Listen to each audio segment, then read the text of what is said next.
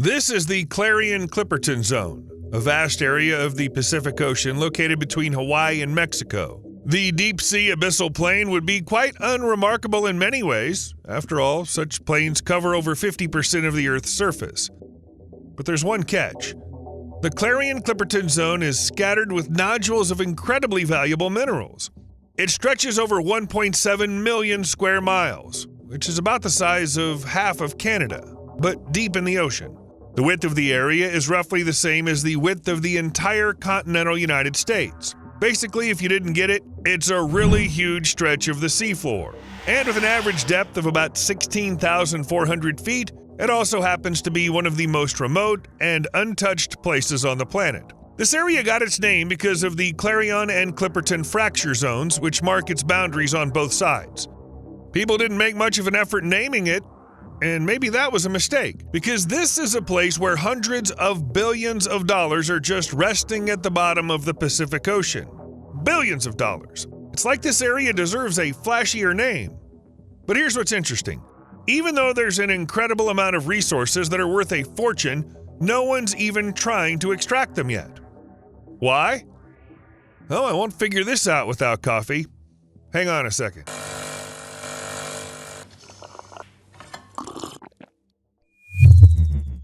An unobtrusive reminder for those who tend to hit a certain button at the end of the video. And thanks for respecting my desire to stay anonymous. So it all started with a shark. Not any particular shark, just a pretty average, unremarkable sea predator that lost one of its teeth. This tooth traveled thousands of feet and settled on the ocean floor. There it lay for millennia, while the minerals in the seawater slowly coated it with layers of metals, mostly cobalt, copper, iron, manganese, and nickel, with traces of lithium and rare earth elements like yttrium. Bit by bit, very, very slowly, a few fractions of an inch per million years, the metals built up until they formed a lump the size of a potato. Such an underwater potato is called a polymetallic nodule. Today, billions of tons of these nodules cover vast stretches of the ocean floor. And each one of these potatoes, filled with metals, is among the most sought-after industrial products of our time. There's a race for them because this potato could bring in hundreds of billions in profit, and that's right now. In a little while, polymetallic nodules might become more valuable than oil. And I'm going to call them potatoes in this video. So, potatoes might become more valuable than oil. Sounds good. Ancient sharks would definitely be surprised by such a turn of events. So what do we have here?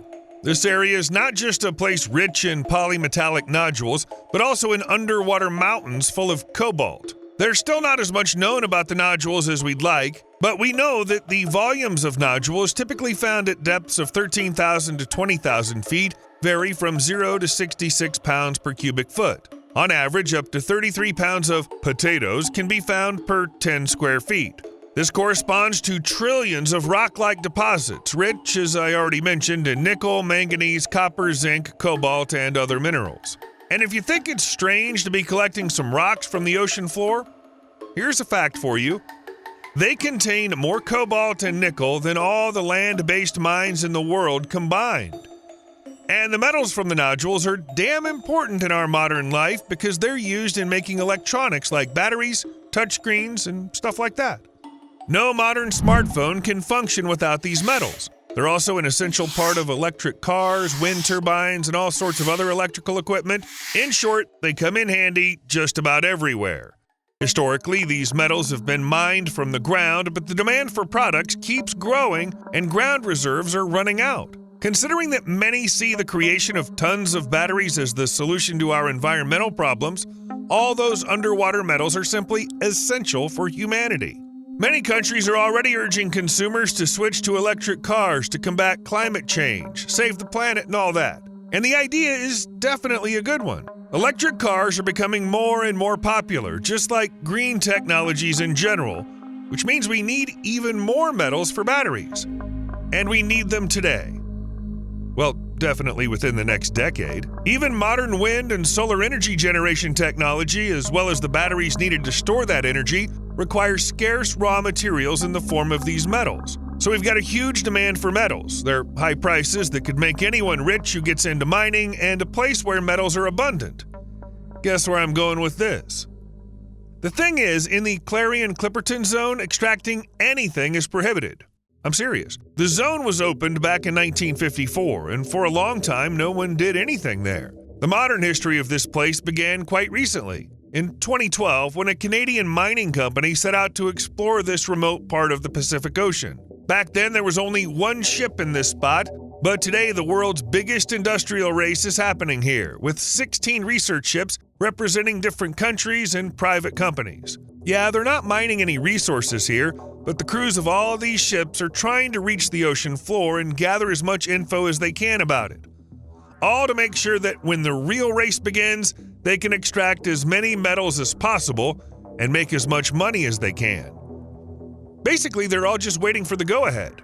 And all the further actions of these courts completely depend on one little organization with a somewhat strange name, the International Seabed Authority. This authority was established in 1982 under the UN Convention and has 167 members, plus the entire European Union. All the countries signed agreements and therefore are obliged to comply. But why is this authority even necessary?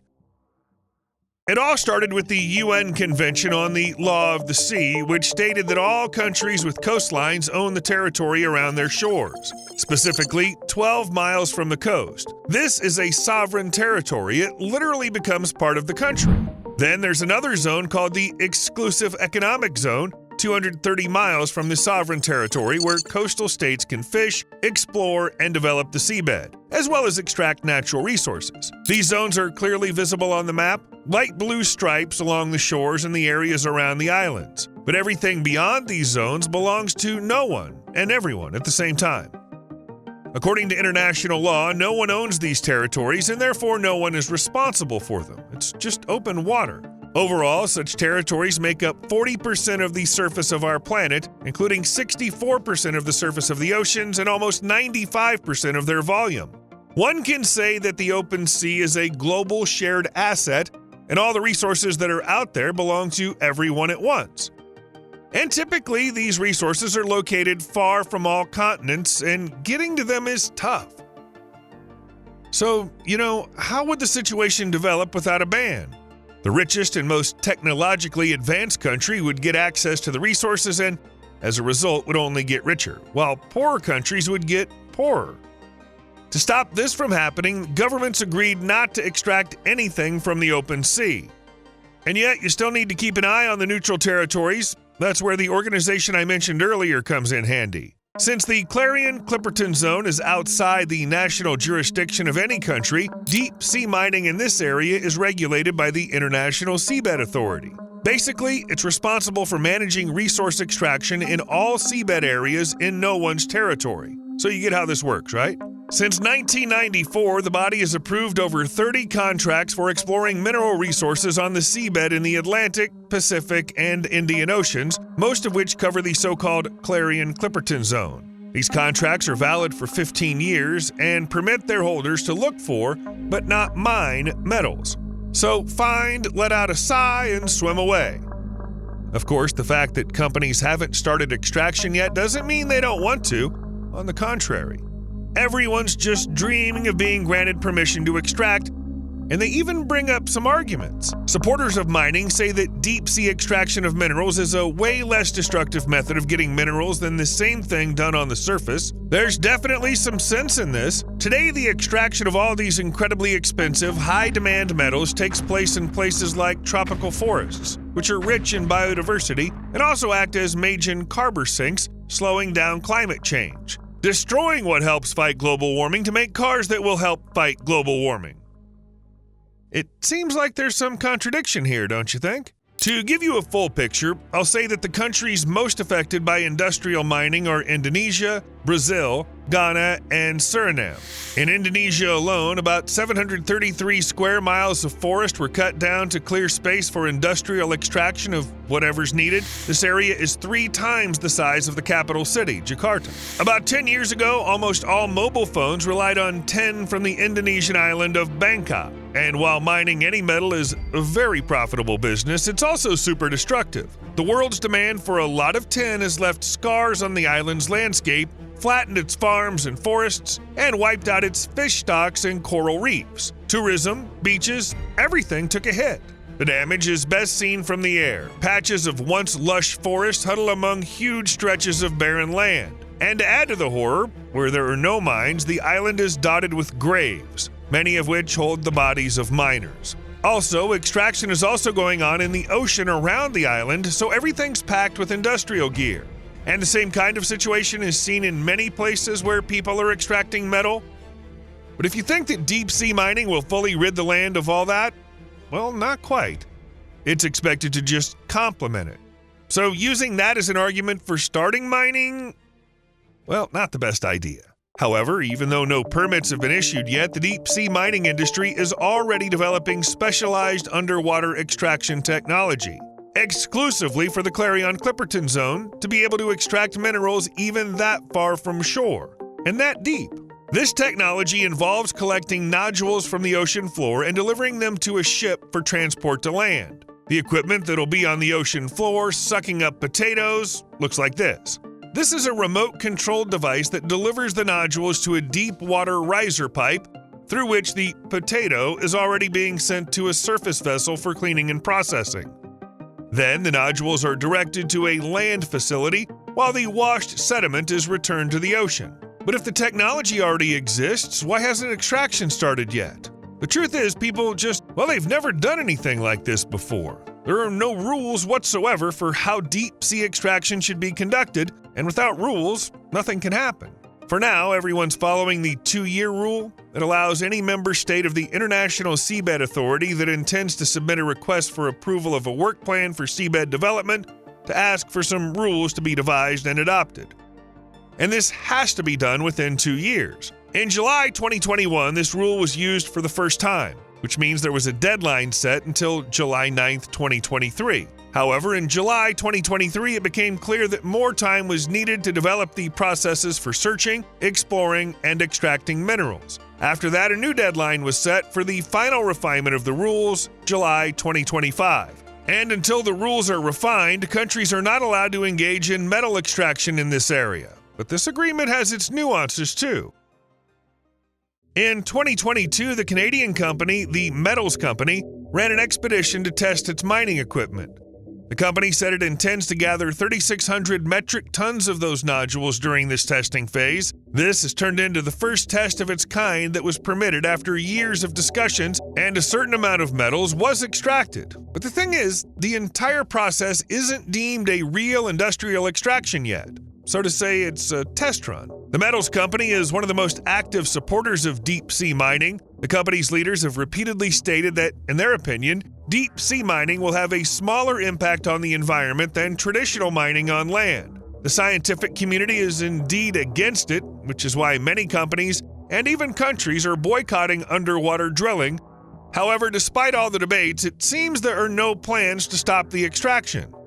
In July 2023, the International Seabed Authority began taking applications from companies wanting to start the extraction. Right now, the whole Clarion-Clipperton Zone is divided into 16 mining areas, covering about 386,000 square miles. 9 more regions, each covering 62,000 square miles, will be off-limits. A total of 19 licenses have been issued for mining exploration in this area. At the same time, the Metals Company holds 3 licenses, which it was able to obtain thanks to sponsorship from the tiny Pacific island nations of Nauru, Tonga, and Kiribati. But these are still exploration licenses. Separate ones will clearly be needed for deep-sea mining, although it's obvious who's going to have the upper hand here. The Norwegian company, Loke Marine Minerals, has also announced that it acquired 2 licenses, but this is for deep-sea mining.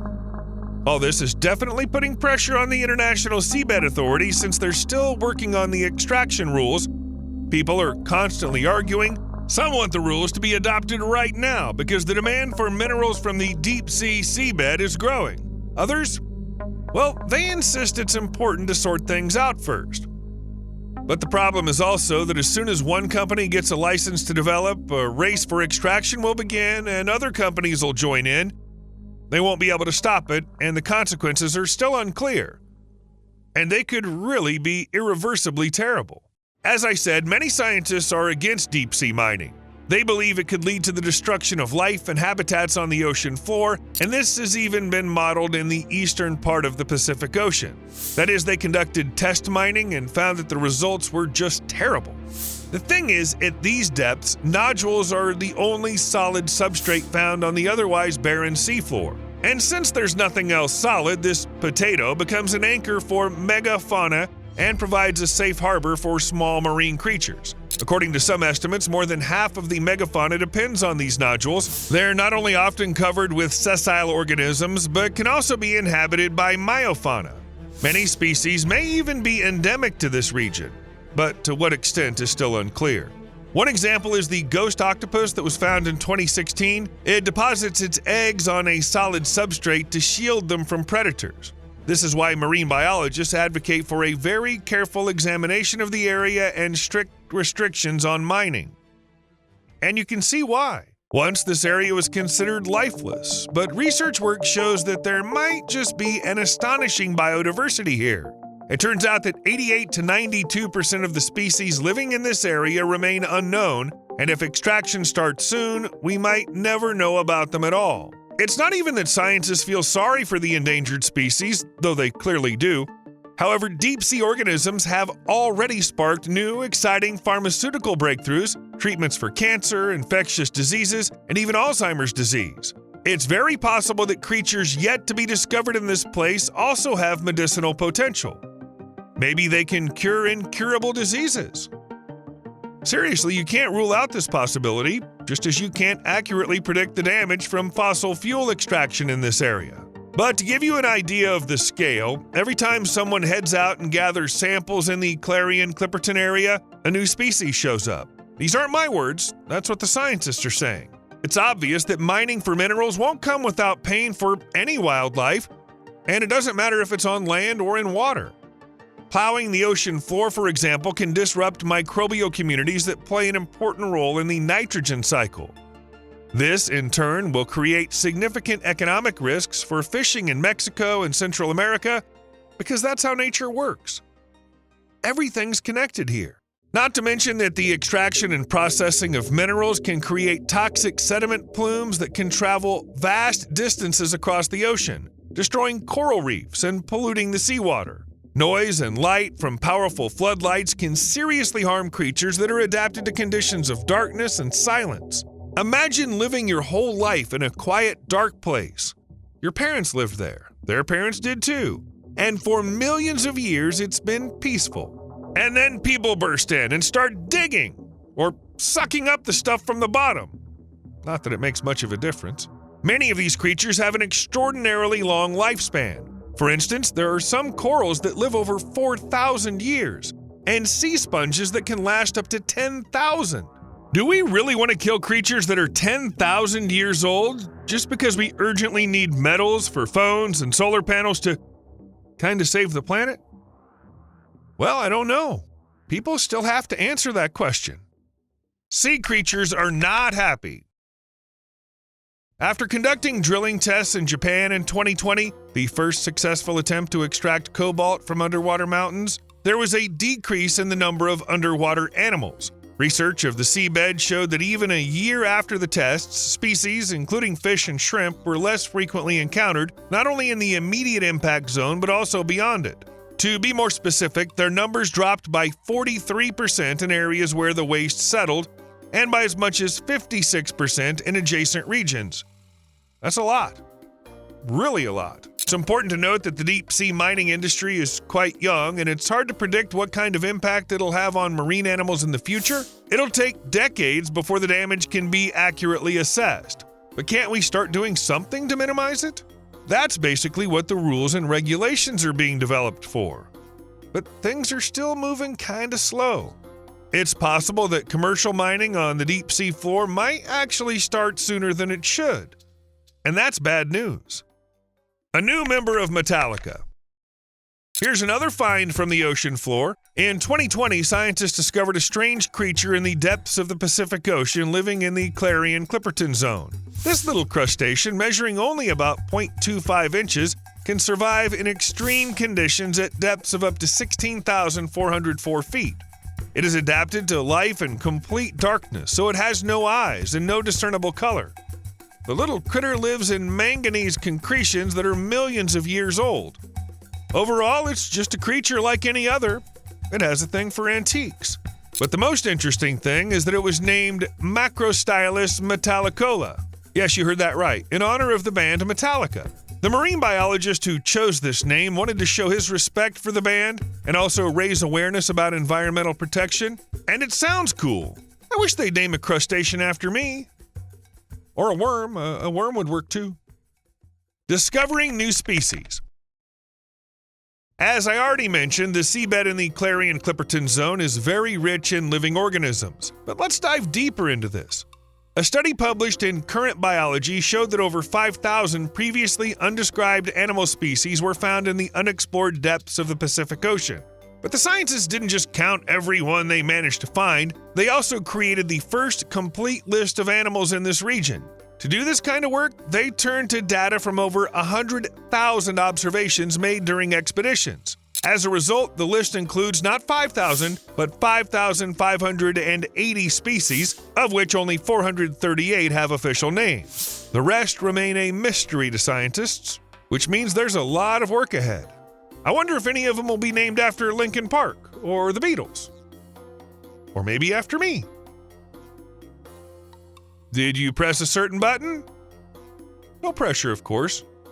But since you watched it till the end, see you later.